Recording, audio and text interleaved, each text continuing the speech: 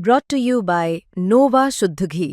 जब जब खाए दिल खुश हो जाए, सदियों का नोवा शुद्ध देसी घी, सपना स्वस्थ भारत का। I love ghee.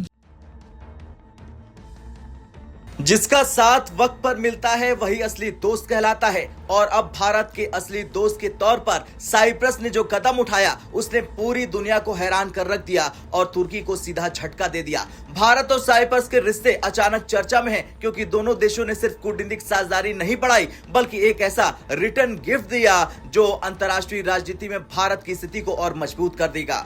एनएसजी यानी कि न्यूक्लियर सप्लायर ग्रुप और संयुक्त राष्ट्र सुरक्षा परिषद यानी यूएनएससी में भारत की स्थायी सदस्यता के समर्थन के रूप में साइप्रस ने भारत का खुला समर्थन कर दिया। भारत के विदेश मंत्री जयशंकर और साइप्रस के विदेश मंत्री के बीच हाल ही में हुई नई दिल्ली में बैठक एक नॉर्मल मीटिंग नहीं थी। ये मुलाकात उस इंडिया साइप्रस एक्शन प्लान 2025 से 29 की समीक्षा का हिस्सा थी जिसमें दोनों देशों ने रक्षा, समुद्री सहयोग, तकनीक और व्यापार के क्षेत्र में गहराई से साझेदारी का फैसला लिया। लेकिन इसकी असली खासियत यही रही कि भारत ने साइप्रस के समर्थन को खुले तौर पर सराहा और बदले में साइप्रस के क्षेत्रीय अखंडता और संप्रभुता का समर्थन दोहराया। यह संदेश तुर्की के लिए था, साफ, तेज और कूटनीतिक भाषा में लिखा हुआ।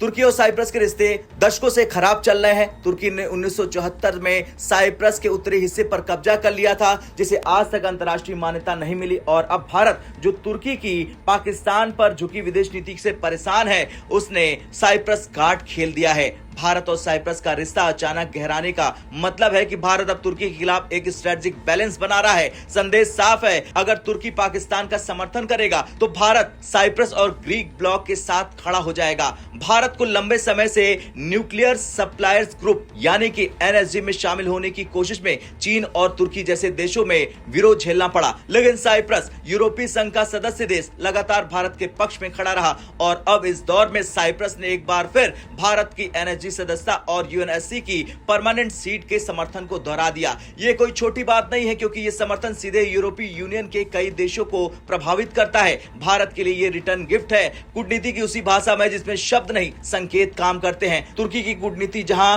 धार्मिक संकटों में उलझी रही है वहीं भारत ने विज्ञान, साझेदारी और वैश्विक संतुलन के रास्ते पर अपनी जगह बना ली है। भारत और साइप्रस के बीच अब जो रोड मैप तय हुआ है वो सिर्फ डिप्लोमेटिक नहीं बल्कि स्ट्रेटेजिक और इकोनॉमिक भी है। दोनों देश मैरीटाइम सिक्योरिटी, टेक्नोलॉजी, कोलैबोरेशन और इन्वेस्टमेंट एक्सचेंज पर काम कर रहे हैं। भारत के बढ़ते वेस्ट एशिया इन्फ्लुएंस जैसे सऊदी अरब और यूएई के साथ रिश्ते ने तुर्की को पहले ही अलग थलग कर दिया। अब साइप्रस के साथ ये साझेदारी उस अलगाव को और गहरा कर देती है। खैर, ये पूरा घटनाक्रम सिर्फ एक दौरा नहीं था, ये एक डिप्लोमेटिक मैसेज था जो अंकारा तक सुनाई दिया। भारत ने एक झटके में 3 काम किए। पहला, तुर्की को डिप्लोमेटिक रूप से आइसोलेट कर दिया। दूसरा, साइप्रस के साथ साझेदारी मजबूत की और तीसरा, एनएसजी और यूएनएससी जैसे मंचों पर अपना पक्ष और मजबूत कर लिया। अब तुर्की चाहे जितनी बयानबाजी करे, भारत का जवाब शब्दों से नहीं साझेदारी से मिलेगा। दुनिया अब वही सुनती है जिसके पास ताकत और ठोस नीति हो और भारत ने दिखा दिया कि उसकी कूटनीति